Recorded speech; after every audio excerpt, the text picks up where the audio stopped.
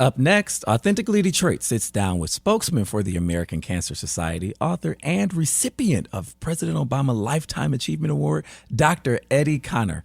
But first, this week's hot takes from Cranes Detroit and Bridge Detroit. Duggan puts crime on residents to the tune of $700,000, and Cooley High School redevelopment plan rejected by the Detroit School Board. Keep it locked. Authentically Detroit starts after these messages. Founded in 2021, the Stoudemire is a membership-based community recreation and wellness center centrally located on the east side of Detroit. Membership in the Stoudemire is available on a sliding scale for up to $20 per year or 20 hours of volunteer time. The Stoudemire offers art, dance, and fitness classes, community meetings and events, resource fairs, pop-up events, the neighborhood tech hub, and more. Members who are residents of the east side have access to exclusive services in the Wellness Network. Join today and live well, play well, be well. Visit ecndetroit.org.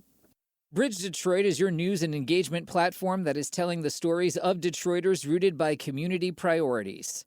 Started in 2020 by Pulitzer Prize-winning journalist Stephen Henderson, the newsroom has already established its footing as the go-to source for hyper-local perspectives that ask the hard questions, brings accountability, and searches out real solutions. It's free to become a member of this award-winning news organization. Visit bridgedetroit.com today to sign up to receive the news delivered right to your inbox. Bridge Detroit, by Detroiters, for Detroiters. Hey, y'all, it's Orlando. We just want to let you know that the views and opinions expressed during this podcast episode are those of the co-hosts and guests and not their sponsoring institutions. Now, let's start the show.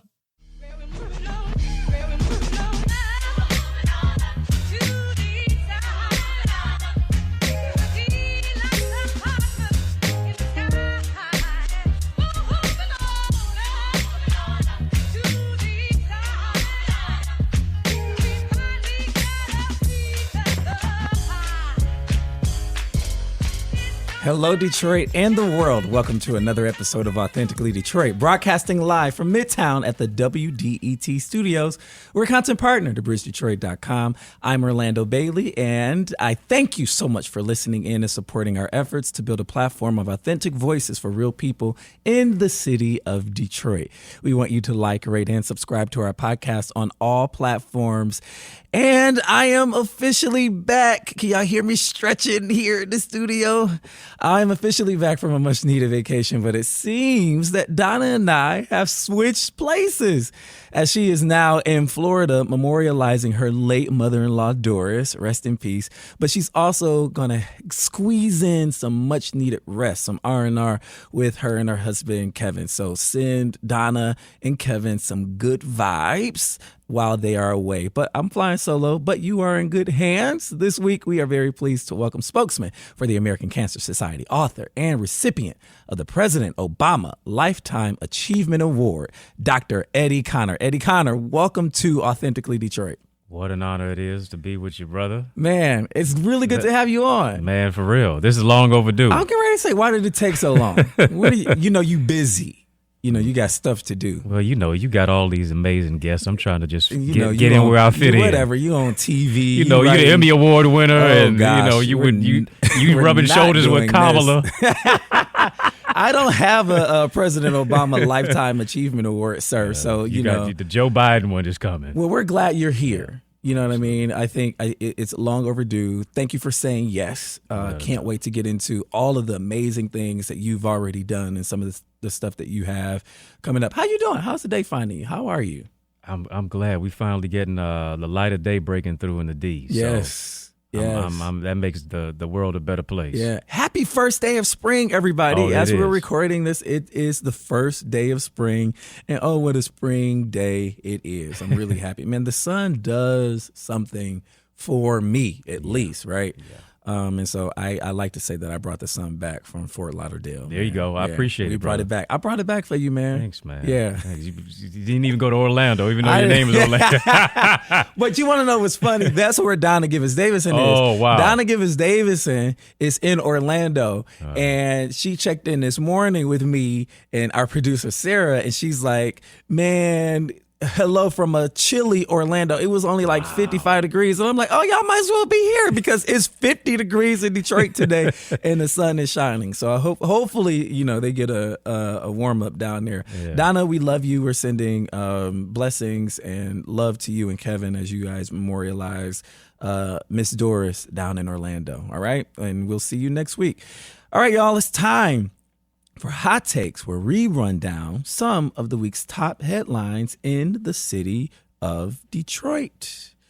All right, for Hot Takes, Duggan puts crime on residents to the tune of $700,000. This story was suggested by Ian McCain and is reported by Ariel Krafts. So there is a Detroit plan to reduce gun violence that will lean on community organizations to mediate potentially deadly disagreements and reward them with more funding quarterly for demonstrably fewer shootings. Mayor Mike Duggan announced a proposal called ShotStopper, a play on the controversial ShotSpotter program at his State of the City address a couple of weeks ago. The plan includes spending $10 million over 2 years to encourage community organizations to help reduce shootings in targeted high crime areas in the city. Police can't do it alone, Deputy Mayor Todd Bettison said. You have to get the community involved. There is broad support for the proposal, which would pay an estimated $700,000 a year to between 3 and 5 community organizations in 3 to 5 square miles in the city where the number of shootings is higher than average. Large organizations with a history of success could take on a larger area, but the acclaim for this ShotStopper program is not universal.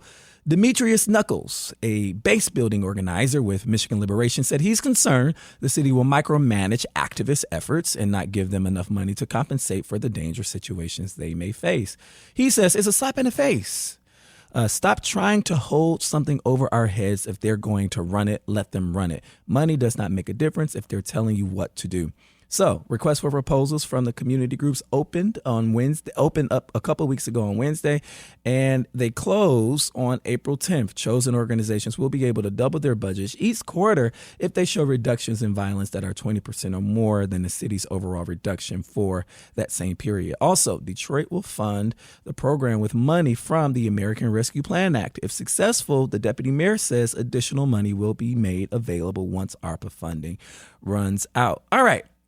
So if anybody paid attention to the State of the City the other week, Mayor Mike Duggan got to crime. And we know that here in the city of Detroit, crime continues to be an issue, right? It levels out, then it rises, and then it falls again. But it is a cyclical issue that residents are always concerned about, right? People want to be able to feel safe in their communities. One of the main critiques on part of activists and even, commentators and journalists like myself and Donna Givens Davidson is that we need to invest in people first, right? If we invest in root causes that cause criminologic behavior, we can fix it, right? We can fix how people show up in communities. So I think Duggan took a part of that critique, right, and said, all right, what we're going to do is we're going to reward organizations with money to do some of the work that they said that they already do. Organizations that, do this kind of work and people that do this kind of work. Pastor Barry Randolph at Church of the Messiah, Teferi Brent, who's been on the front lines for a long time, Zeke at New Era Detroit, Alea Harvey Quinn at Force Detroit. These are folks who are on the front lines doing the work to make sure that our communities are safe, right? But he sort of gave this proposal in his State of the City in a rather like flippant manner, as if like we gonna try it and we'll see if it works, and so we're gonna call it ShotStopper, and if it doesn't work, then we'll see, it don't work and we won't do it no more. But we'll see. We'll give it almost $700,000, right? And to that I say, do we have proven efficacy of the ShotSpotter program? So the ShotSpotter program, it was almost as if the mayor presented it and was really suspect of whether or not this would be successful or not. But we spent upwards of $7 million on a ShotSpotter contract without demonstrative data that shows us of its efficacy and effectiveness. In fact, Bridge Detroit still has a FOIA into the city of Detroit that has not been answered as to whether or not this ShotSpotter has helped to curb shootings, because that is how it was pitched to us. And we know that ShotSpotter is a surveillance program. It is able to track the sound of gunshots in a certain radius and send and dispatch police, right? But what ShotStopper is trying to do is award organizations money to help curb shootings, right? But a lot of questions to be had, right? A lot of questions that needs answers. What is the data that they're looking for to show effectiveness of ShotStopper, right? Is it a number of shootings going down? We don't know what the metrics are going to be for success with that. What is the contracting and procurement process in the inner workings of that look like, right? We know of organizations that I just named that should be getting money to do this work, but also the contracting, not the negotiations, but the contractual period. Typically, when you are a vendor with the city of Detroit, a lot of these programs are reimbursable programs. And so that means that the organization has to have the upfront capital to spend and then get reimbursed by the city, right? Having run a program that was funded by the city on numerous occasions, sometimes people are waiting a year or two to get their money back. And so if we're talking to the tune of $700,000 in tens of thousands of dollars per organization, I think the city needs to really look at, fronting those costs so that these organizations can do that kind of work. There are so many questions to be had. People want to feel safe, but people don't want to feel surveilled, right? And so we really want to learn more, right? Looking forward to see what is proposed after the due date of April the 10th. And, I would say, if we have folks like Alea Harvey Quinn on the ground and Teferi Brent and Zeke and Pastor Barry Randolph finally getting adequate resources to do the work that they are already doing, I think we'll be in good hands. But still, so many more questions to be had around this. Cooley High School redevelopment plan is rejected by the Detroit School Board. This is reported by Michael Walker at Bridge Detroit. So after years of negotiations, the board of Detroit Public Schools Community District has rejected a local nonprofit's proposal to turn the former Cooley High School into a community hub. Life Remodel, which aims to revitalize neighborhoods with the help and cooperation of neighborhood organizations, announced the news Friday in a letter to area residents, Cooley alumni, and community partners. And I also want to say media, because we were privy to that letter. The group made two final offers earlier this month, one with, another without the property's athletics facility. Founder and CEO Chris Lambert said in the letter, the board rejected both offers during a closed session at Tuesday's school board meeting, according to the organization. The first offer for the complete property was for $1 million in cash, Lambert wrote. The second offer, excluding the approximately 5.7 acres of athletic property, was for $500,000 in cash, with the assurance of an eventual $1 million donation to DPSCD should it wish to build an athletic complex on its own. Lambert said, despite fervent pleas from neighbors and alumni, the board denied the proposals without a public vote or discussion, noting the group worked for more than 3 years to reach a deal that would allow for transformation of the former school for you and your neighbors to thrive, Lambert said. Life Remodel began conversations with the district in February 2020. The following year, the nonprofit publicly announced its plan for the Cooley Community Hub. Then last fall, Life Remodel responded to a district-issued RFP, and in November, DPSCD almost sold Cooley to Life Remodel for $400,000 over another interested bidder, Pennsylvania-based Bridging the Gap Development. But Superintendent Nikolai Vitti said the Life Remodel proposal raised some concerns among some board members over whether the district was underpricing the property and how future owners would use the site, specifically a football field that was to be gifted to a junior college. Dr. Vitti at the same time noted that plans for the fields weren't explicitly stated in the proposal. So Life Remodeled officials said they intend to seek out an alternative site to build the proposed facility or something similar. It's unclear what the district's next steps are. All right, so if you live in the Denby neighborhood, if you live around the Durfee Innovation School that Life Remodel now owns, if you live somewhere in the Osborne neighborhood and a couple other neighborhoods in the city, then you are familiar with the organization and name Life Remodel. It's headed up by a man by the name of Chris Lambert. And traditionally, their motto had been to go into neighborhoods and clean up those neighborhoods, board up vacant homes, have a slate of programming for about a month or two, do some tactical urbanism and, demonstrate, vitality in those programs and, all kinds of things, right? They did it in Osborne, they did it in Denby, not without its criticism, right? Because this is an organization that trends toward, being a faith-based evangelical organization led by a white man, bringing in a ton of volunteers from the suburbs, the entering suburbs that don't look like the neighbors that they're doing the work in, right? And so Life Remodel has not been without controversy in its tenure, but they were able to acquire Durfee from DPSCD and rehab it and turn it into a hub, and they wanted to replicate that model at Cooley, not also without controversy, right? And so this process has been going on for a long time. What we don't know is the board's stance on why they say no to Life Remodel. I can think of a million different reasons to say no to Life Remodel. I can also think of maybe a couple 100,000 reasons maybe why we should say yes to Life Remodel, if I'm being fair, right? But these electeds held a closed board meeting and decided not to grant this request. Okay, right? But they also are not granting any interviews with the media. Here is my fundamental problem with people who are elected. Y'all stay in our faces. Y'all stay in our faces when you are trying to get elected. You want every interview. You want coverage of every town hall, every meeting. You're out stumping the ground publicly, trying to get your name out there. Okay, you get elected, and then all transparency dies with that election. As a journalist, I resent that, right?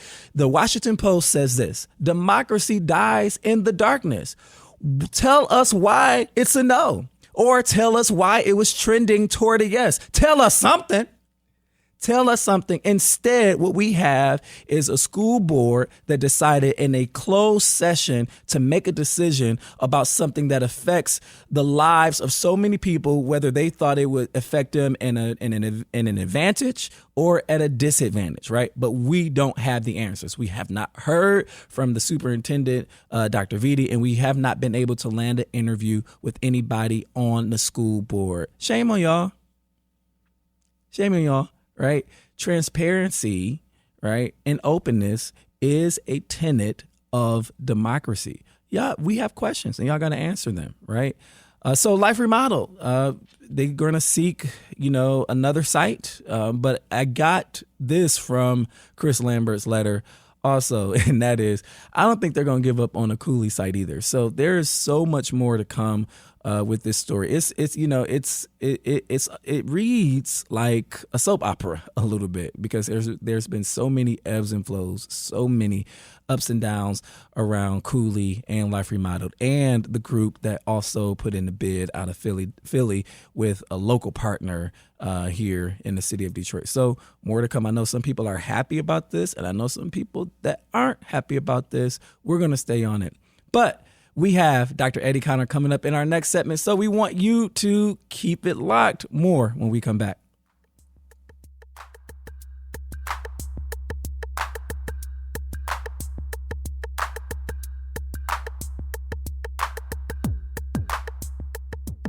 Have you always dreamed of being on the airwaves? Well, the Detroit Eastside Engaged Podcast Network, or DEEP for short, is here to make that dream a reality. Located inside the Stoudemire, the DEEP Network offers studio space and production staff to help get your podcast idea off the ground. Doesn't take a whole lot of work to get started. Just visit the Authentically Detroit page at ecn-detroit.org or call Sarah at 313-948-0344.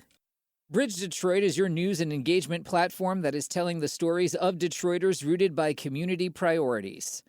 Started in 2020 by Pulitzer Prize-winning journalist Stephen Henderson, the newsroom has already established its footing as the go-to source for hyperlocal perspectives that ask the hard questions, brings accountability, and searches out real solutions. It's free to become a member of this award-winning news organization. Visit bridgedetroit.com today to sign up to receive the news delivered right to your inbox. Bridge Detroit. By Detroiters, for Detroiters. Welcome back, everyone. As we mentioned earlier, we have Dr. Eddie Connor here in the studio with us. He's the spokesman for the American Cancer Society. He's a prolific author, giving us about one book a year. And he's the recipient, this is so dope, of the President Obama Lifetime Achievement Award. I want to read a little bit of his bio. Can I embarrass you for a minute, sir? Man, all right. I'm going to embarrass you because he tried to get me in the beginning. Dr. Connor is a highly sought after international speaker, college professor, and conference host of Vision Summit. Empowering people to overcome obstacles and walk in their unique purpose is the real life message shared by Dr. Eddie Connor, who is a survivor of stage 4 cancer. He transparently shares his journey of overcoming cancer as a spokesman for the American Cancer Society. As the founder of Dr. Eddie's Academy, he facilitates master classes on faith, identity, relationships, and speaker training sessions. I might have to go to that. He also served as the president of the National Entrepreneurs Association of Michigan. As an author of 14, you hear that? 14 best-selling books. Dr. Connor has been featured on ABC, BET, CBS, Ebony, Fox, Jet, Lifetime, TV, NBC, PBS, The Steve Harvey TV Show, The Tom Joyner Morning Show, The Huffington Post, USA Today, and Mentoring Kings. He has been a guest on The Potter's Touch and was an empowerment speaker at Bishop T.D. Jakes' MegaFest. He was featured in the acclaimed BET documentary, It Takes a Village to Raise Detroit.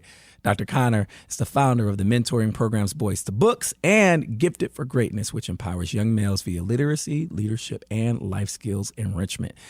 And as an aide to former U.S. Congressman Hanson Clark, Dr. Connor assisted in crafting a bipartisan resolution to address the urgent crisis of illiteracy in America. Dr. Connor is the recipient of the President Barack Obama Volunteer Service Award and the President Barack Obama Lifetime Achievement Award from the White House. Dr. Connor is recognized as one of the top 35 millennial influencers in America, listed in the top 100 leaders in Who's Who in Black Detroit, named to Michigan Chronicle's Top 40 Under 40, and Author of the Year by Kingdom Image Awards. That, sir, is a hefty resume. To what do we owe the honor of your presence here today? I am authentically embarrassed on Authentically Detroit. Well, that's the goal. I want to do you justice, and I want to make sure that our listeners, have a proper introduction to who you are, what you're about, and all of the work, all of the prolific work that you are a part of. But my first question to you, man, and all of those accolades, I think about, where the grounding source is. Yeah. So my first question is, who raised you? Like who your parents? Yeah, I got to show love to my mama, Dr. Janice Connor, who is a straight up general. Okay, so doctors running the family. Yeah, okay, runs gotcha. the family, right? Right. Yeah, she's a retired educator, 30 years special education. So I couldn't even bring home a B hardly. I'd be on punishment. You feel me? Yeah, man. Yeah, so she praying mama and educator, prayer warrior and educator, and she really instilled that in me, respect and caring for my community as well, for the least of these, and understanding that this life that I have is a privilege. A lot of obstacles that she overcame, raising myself and my brother, growing up in a divorced household. And so she just did it, and so it's a salute to her. Mother's Day is every day. Mother's Day is every day in your life. I know that's right. So y'all, where y'all from? East side, west side? Where y'all from? West side. The west side? Okay, forgiven. Detroit. But I live on the east side now. Okay, I've been here for 10 plus years on the east. So I'm a surrogate son of the city. You're an East Sider. Yeah, 10 plus sure. years, you're East Sider. Yeah, absolutely. So mama raised you and your brother. Absolutely. Right. Biggest lesson. Other than don't talk back to her. Mm-hmm. Right. You better not. Right. Biggest lesson is I would just say the value, the worth, and the grandeur and greatness embodied in a woman. Mm-hmm.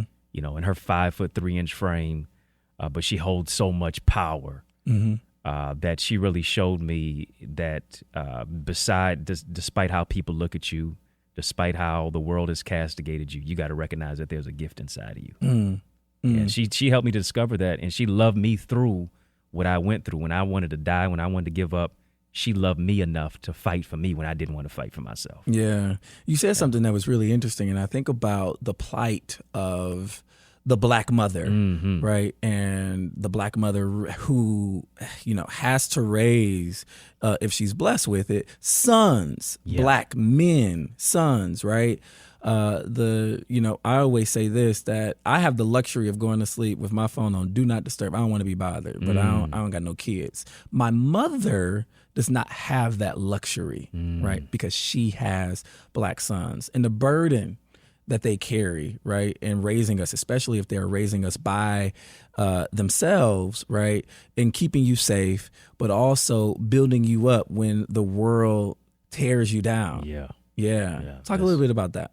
I mean, I've had my brushes with the law, and Not Dr. Eddie Connor. Well, not in that aspect. No, No, I mean, even to this day, if I'm followed by a police officer and I know I ain't doing nothing wrong, I'm gonna dip off into some parking lot or some gas station. Mm-hmm. And my mother always told me about, it's better to comply than to die. And to what? Yeah, to be able to fight about it later as you're alive, because she didn't want me to die. As I was already dealing with cancer. Mm-hmm. So just get home safely, was her aspect. And, dealing with a knuckleheaded son whose favorite two classes in school were gym and lunch. You know what I'm saying? So understand that I'm in a precarious plight between purpose and precarious situations. Mm-hmm. Mm-hmm. And not having a father guidance in my life at that time. Mm-hmm. Her trying to play both roles. Mm-hmm. Women can't teach a man how to be a son, but she can sure enough get close. Wow. You know what I'm saying? It's better to have one good parent than two bad ones. Yeah. And so understanding that the greatest parent is transparent. She's very, very transparent in how she has always raised me. And, I take that to heart. And it's become the compass of how I live my life. There's a quote that says, in this Women's History Month, no nation can rise without its women. Mm-hmm. And so without mothers like her, where would you and I even be? And even in the United States, this nation can't rise and stay risen without black women. Facts. Let's be very specific about that. Right. I'm excited to talk to you because we're already getting a ton of Eddie-isms. That's what I call them. And I cannot wait. Well, you got a few Bailey-isms too, though. No, I don't. But Bailey bars. Yo, we coining that. All right, I'm giving you credit. I'm going to cite the source. Go. I'm writing that right now. Bailey got bars. Bailey got bars. There you go. I want to talk about, I think at one point, it was, a silent epidemic for a lot of us black millennials, right? And if we remember, spaces like Teen Summit and, other programs on BET, and even, in the early 2010s, Iyanla talking about, this problem of fatherless sons, right? Yeah. And some of the issues and the trauma that comes from having an absent father, or having a father that and that you but you don't see, right? Mm-hmm. And all that comes with that, and how that trauma proliferates into the world in the form of something else, right?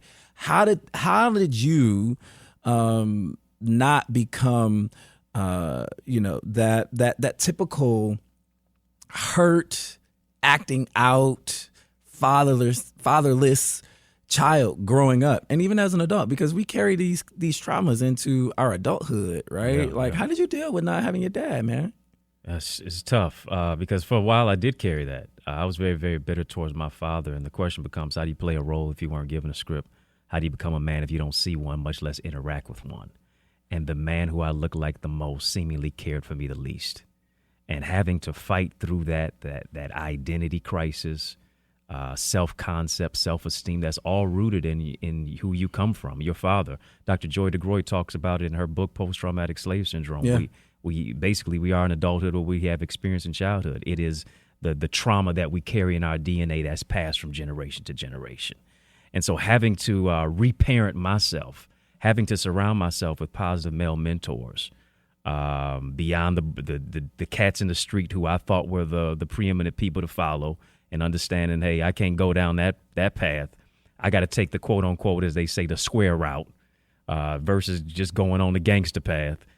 Educating myself. Self-education is going to make you a living. Formal education is going to make you a living. Self-education is going to make you a fortune. And so surrounding myself with other positive male role models or virtual male role models who had already been where I'm trying to go, kind of really became the ingredient for me. And writing my first book helped me to heal and forgive a father who had never even given me an apology. So, yeah. How can you forgive when there is no apology? That's so powerful. Yeah. Name of the first book?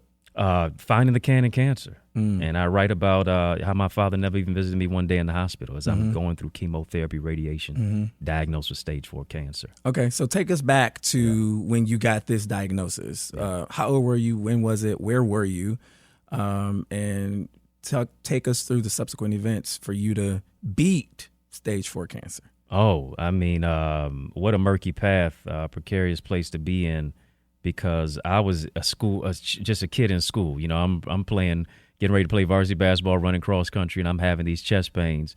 And like I was saying, my favorite 2 classes in school were gym and lunch. I love chasing girls in gym, sit down and eat with them at lunch. And I'm lethargic in class. I pretty much love school, being around everybody, and I'm sleeping in class, and I'm dealing with this chest pain. But I hear in my mind, as a boy becoming a man, don't talk about the pain that you go through. As your boy, especially being a black boy, don't cry. That's for girls. Keep your pain. Pain is weakness leaving the body. And I didn't want to tell anybody about it. And it's been about 2 weeks as I was dealing with this pain. I'm on a holiday break, Christmas vacation. I'm over at my friend's house watching a football game. I can't breathe watching a football game by halftime. It feels like somebody's stabbing me in my heart. Rewind the time about a week ago. I'm in the hallway and at the house, and my mama stops me. She says, "You ain't been the same son that I'm accustomed to. You don't seem like you're right. Is everything okay?" And of course, I'm gonna say, "Yeah, I'm good." And his mother takes me to the hospital. My mother meets me there. They're doing a CT scan of the chest, and I think it was gonna be a misdiagnosis because the doctor says you probably just have a punctured lung. I'm like, no. I've had this pain that I'm feeling that I don't know what is going on. Doctors swirling everywhere, nurses, and they do an X-ray, and they find out as they take me to surgery, they got to do it immediately, that they see my cells in my body growing so fast they could see them growing with the naked eye. Around my heart, it was around my trachea, my esophagus, my voice box, and I use my voice for a living as you do, and that's where the tumor was growing. And I felt great coming out of surgery. The doctor says, "Eddie, no, you're not going to play basketball, run cross country right now. Don't even think about going to school. You have what we call NHL."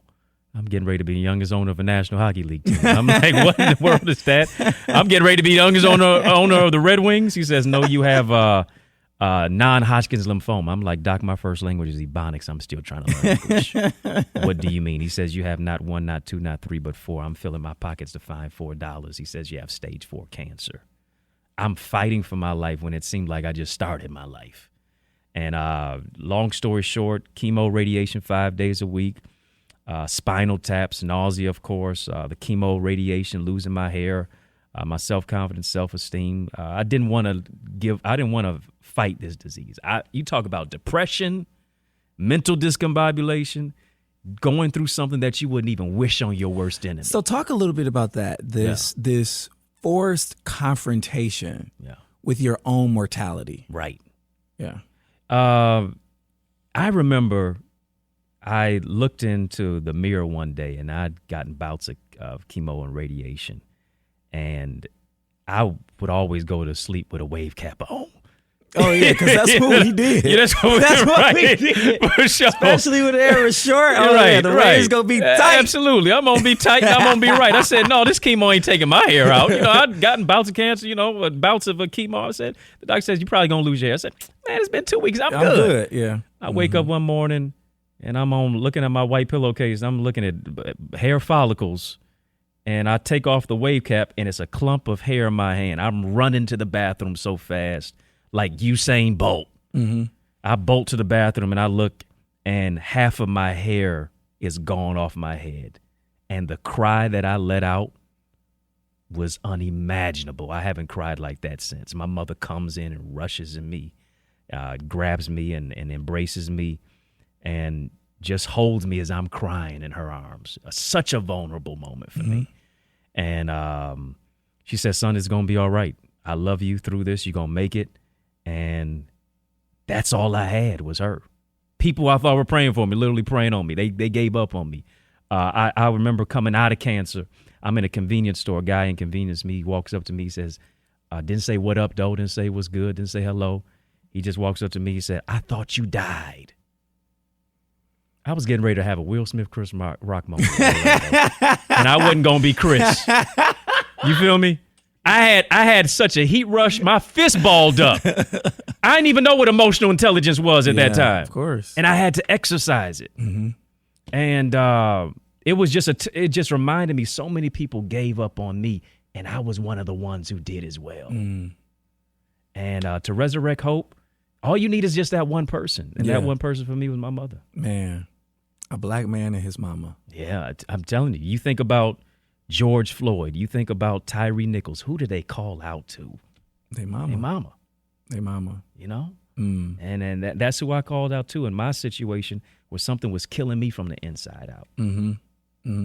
So you come out of it as a young person. Yeah. And you continue your education. Yeah. I got to Eastern Michigan on probation. Oh, wow. I told you, favorite two-class school, gym and lunch, and my grades reflected it. That's right. You did go to EMU. Yeah, I went to EMU. Yeah, Eagles, we shared man. that. Yeah, Eagles all day. Yeah. And you got your PhD. Right, yeah. So the doctor. Yeah. The doctor. Yeah. And so when we come back, I want to talk to you about what you've been doing on the other side of that PhD, on the other side of cancer, and on the other side of coming out of this wicked disease, man. It takes out so many people. I hate it. Yeah. I hate cancer. But more with Dr. Eddie Connor when we return. We'll be right back.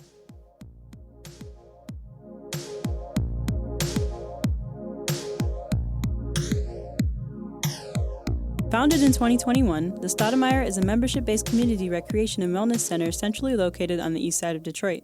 Membership in the Stoudemire is available on a sliding scale for up to $20 per year or 20 hours of volunteer time. The Stoudemire offers art, dance, and fitness classes, community meetings and events, resource fairs, pop-up events, the neighborhood tech hub, and more. Members who are residents of the east side have access to exclusive services in the Wellness Network. Join today and live well, play well, be well. Visit ecndetroit.org. Have you always dreamed of being on the airwaves? Well, the Detroit Eastside Engaged Podcast Network, or DEEP for short, is here to make that dream a reality. Located inside the Stoudemire, the DEEP Network offers studio space and production staff to help get your podcast idea off the ground. Doesn't take a whole lot of work to get started. Just visit the Authentically Detroit page at ecn-detroit.org or call Sarah at 313-948-0344. Welcome back to Authentically Detroit with the great Dr. Eddie Connor. 14 books. Yeah. You like to write for somebody who didn't like anything but gym and lunch. So how did this happen? How did you become an author of 14 books, right? Yeah. When did you release your first book? It was 2005. So yeah. From 2005, right? Yeah.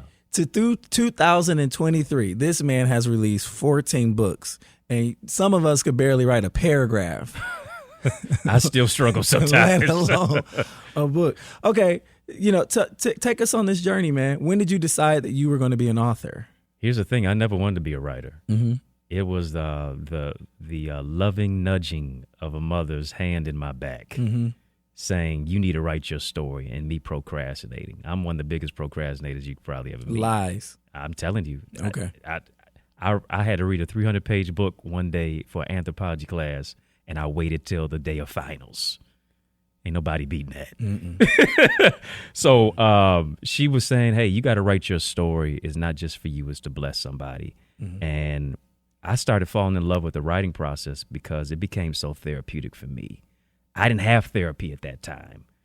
I was only putting my pain on paper. We didn't have that consciousness. Didn't have it. In 2005. No. Black men especially. We At didn't all. have the consciousness to be like, oh, man, I need to go talk to somebody. It just Right. wasn't there. No. Yeah. Not at all. And so the reader became my therapist.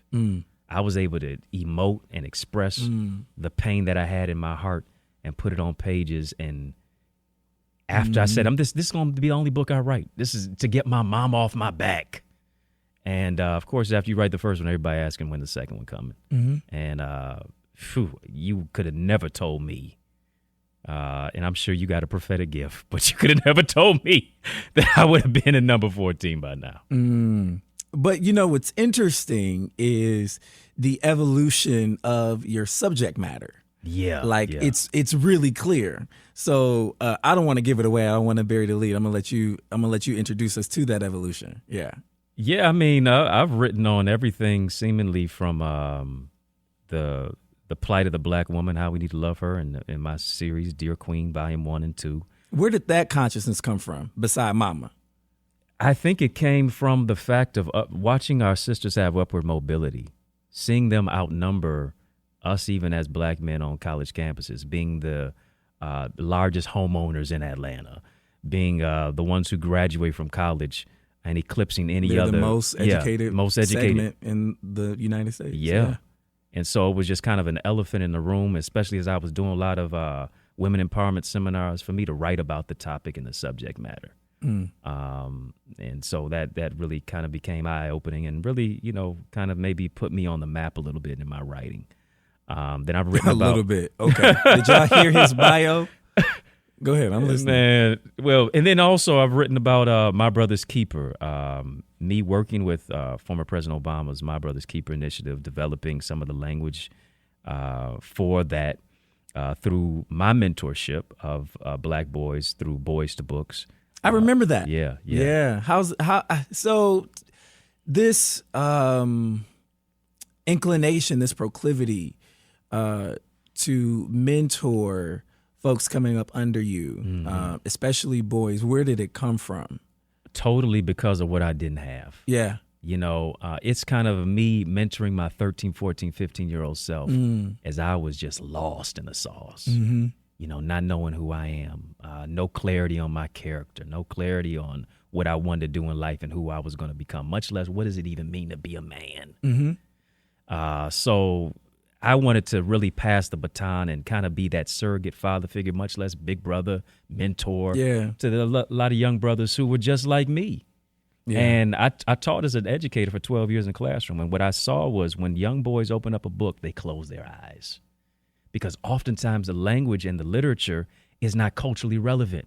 As we talk about culturally relevant pedagogy, Walter D. Myers written over 100 books. I got a long way to go. My favorite. Yes. Coming up. Yeah. Right? I had to seek that out. Yeah. Right. Walter D. Myers was not assigned reading in any of my literature courses. Me neither. Christopher Paul Curtis was not assigned reading in any of my literature courses. I literally had to seek that out. Now young folks have the likes of Jason Reynolds, who is just another prolific brother. He pumps out 2-3 books a year, but they close their eyes because there's no connection. No connection. Yeah. Right. As he said, books transmit values. If I'm not in the book, what does that say about my value? Man. Yeah, that's a Walter D. Myers quote. I can't take credit for that one. Okay. It's so nice. Monster? What? Monster? Come on now. Right. Exposing our brothers to that type of literature.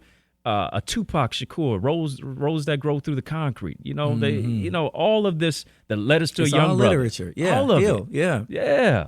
And so to see how their lives and their eyes open up to say, wow, Newark, New Jersey, from a hood and a community like me, hearing sounds of gun clapping. He ain't have his father, and they still, the book, The Pact. These brothers made a pact to each other to become medical doctors, Yeah. right? And so, but still connecting them to the sports and the entertainment and all that, but using literacy as a bridge to say, hey, bro, let's check out this language right here. But I'm also able to discover where our young brothers have been crippled in the 9th grade with a 3rd grade reading level because they were just passed on. Nobody wanted to deal with the issue that was affecting Jamal and Rodney and Ray Ray. All our names. You feel me? Yeah. You know what I'm saying? What's so important is to provide that kind of visibility. I think innately everyone wants to be seen, heard, and understood. And literature has the power to give sight to so many people, right? And so many stories and so many different ways of life. But that's not freely given. It has to be sought out. So for you to stand in a gap and say, here, I see you, and in this book, you're going to see yourself too, right? You know what I mean? Like that is powerful. I want to know from you, though, because every time I'm around young folks, I learn just as much as I'm trying to impart. What have they taught you? What have young people taught Dr. Eddie Connor? Whew, that's good. I've never been asked that question before. You never had an interview with Orlando. That's true. That's true. That Bailey bar. We need a buzzer. Bailey bar. I was ready. Yeah, I think they taught me to the power of imagination. Because Pablo Picasso said one of the tragedies of adulthood is trying to maintain your inner genius and your childlike ability as you get older. Because the world strips it from you. Yeah, yeah. And oftentimes the poorest person, not the one without a dime, is the one without a dream. And to see the resolute resolve that these young people have to still maintain a dream when oftentimes they're coming from a nightmare situations and instances and places where they're coming to school crying, where they haven't had breakfast, lunch, or dinner in maybe a couple of days, where they have to walk to school because they come from a blighted community and there's no street lights. To where there's domestic violence that may be in the home, and still have that resolve to say, in the midst of maybe sometimes the emotional disturbances and things of that nature, to understand that, hey, I can still make it. I'm going to still try to be a basketball player, a football star, or a lawyer, or a doctor, or a judge, and maintain that imagination despite their situation. Man, I love that. And I think imagining is a radical act. I do. And I think that we have to continue to create spaces for us to imagine and for us to dream, right? Because oftentimes the realities of the present are so harsh, we have to have that space to dream about what could be. And the cool thing about young people, despite what they're up against, they don't have this cynicism that people like you or people like me would struggle with a little bit of age. For them, anything is possible, right? And so, you having this platform, Boys to Books, being able to prop up that imagination, right, and support it is super dope. Oh man, it's super dope. Talk to me about this President Obama Lifetime Achievement Award, because number one, that's just huge. You worked on the MBK, so did I. That's fun, right? That's huge, right? Yeah. I know you're a little bit older than me, but when did you find out you were getting honored by President Obama, and your lifetime ain't you know what I mean? Like some folks would say you ain't lived a lifetime. Yeah. Like, what are you doing getting a Lifetime Achievement Award? Exactly. Yeah. Tell us. It first started because it started with the President Obama Volunteer Service Award through an organization called Be Me, Black Male Engagement. Yeah, man. And I was one of 62 black men in America who was chosen to receive an honor, just to give veracity to the aspect that black men are not predators, but we're providers. We're not perpetrators, we're protectors. We're actually doing good in our neighborhoods. And it's not just one, it's a multiplicity of us. And so to bring us all together to even receive it, I mean, it was just an incredible footnote memorable experience in my life. My be me brother. Yeah. Shout out to Travian Shorter. Yeah, shout out to Travian Shorters, man. Travian Shorters, I mean. Prolific. Another prolific. one. Yeah. Another one. Yeah. You know what I'm saying? The asset framing and us, that we're assets, not liabilities. Gave me language. Mm-hmm. Gave me language I didn't have. Yeah. Right? Yep. Yeah. Especially for those of us work in the nonprofit work, in the nonprofit space. You know, we gotta sexify the problem. You know what I'm saying? We got to make the problem sexy to make people want to fund it. And we start there. Mm-hmm. And Travian is like, y'all doing it wrong, man. Yep. Yeah. So what you got coming up? What's next?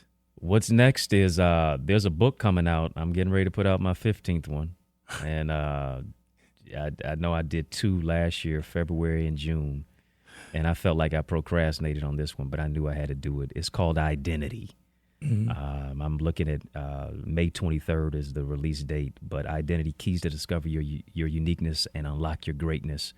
The book is really a journey of self-discovery. It's kind of the Discovery Channel in book form. It's, it's personally exploratory. It empowers you to access the science of your existence to make a difference.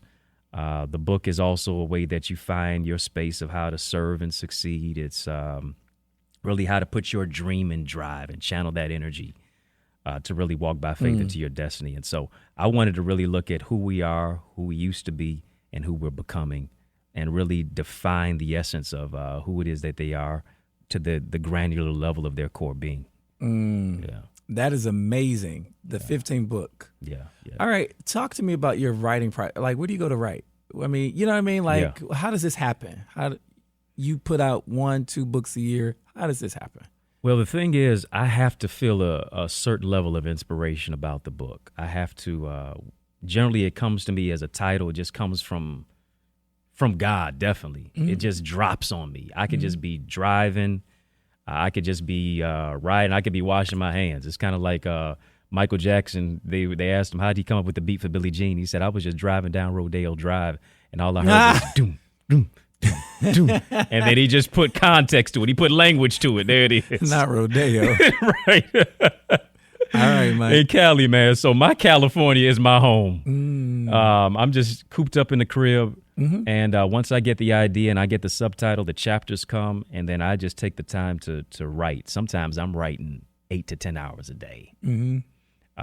And that's multiple days out of the week. Mm-hmm. And I write specifically off of inspiration. It's like a puzzle to me, and I'm just putting the word together. I really don't have writer's block. A lot of people complain about writer's block. For me, writer's block is just driving around the block. Let me go around the corner of this particular idea, this context, this concept, and then I can weave it together some way or some shape, form down the line. Mm-hmm. It all comes together for me. Yeah, it's a tremendous accomplishment to start something and to finish it 15 times. Yeah, right.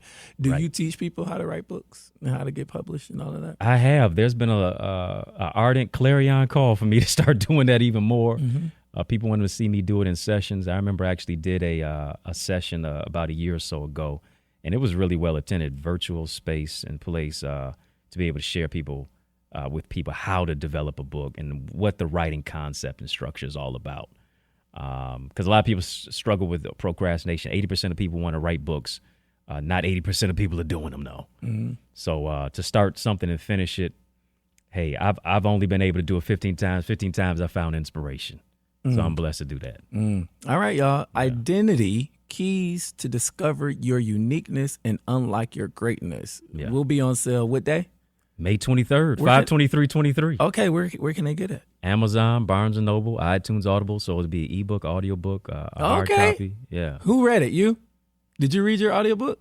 Yeah, I read it. Yeah, it's me. Y'all gonna get this me. Voice. Y'all gonna get the Billy D voice. Well, it ain't the LB voice, but it's man, we got to get you in Source, man. We got to get you in Source booksellers here in Midtown, man. For sure. You know, Miss Janet over there in Source, a black woman.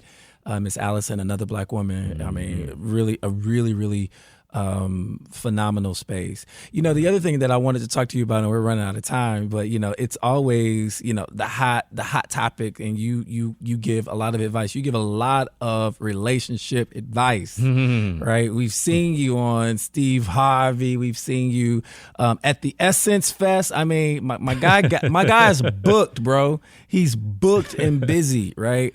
So talk to us a little bit about what you want really quickly, because we only got a few minutes left. What a man and a woman needs to be in a successful relationship. I think they both need to define who it is that they are. A lot of times we're looking for somebody to complete us. Only God does that. Person shouldn't complete you. They can only complement you. And so I think purpose is that key ingredient. You don't have to do the same thing. You just need to define what you do in your own way. You can't expect a purpose partner if you have not first partnered with your purpose.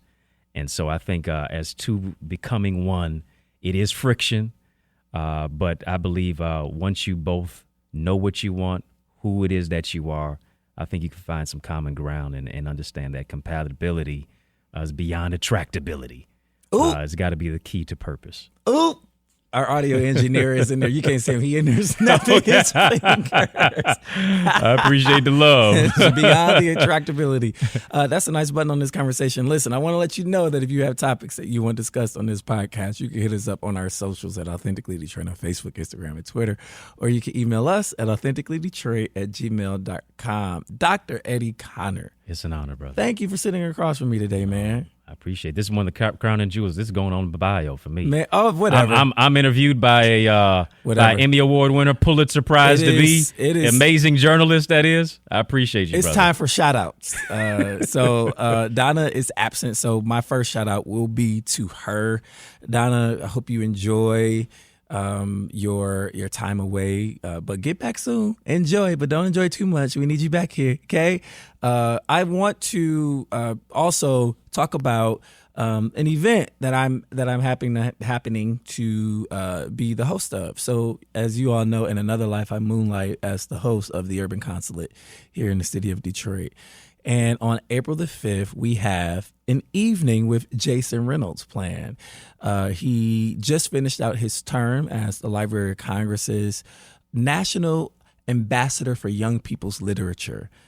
Just last year, a #1 New York Times bestselling author, a poet, a teacher, and a dope cultural critic and Black man. And I'm going to be sitting across from him in front of a sold-out Garden Theater. We sold out the Garden. So April the 5th, we are going to be releasing some more seats. So go to urbanconsulate.com to sign up, to get on that wait list before we release any more seats. But we want you to stay tuned because there's going to be more fanfare, more stories coming out of that.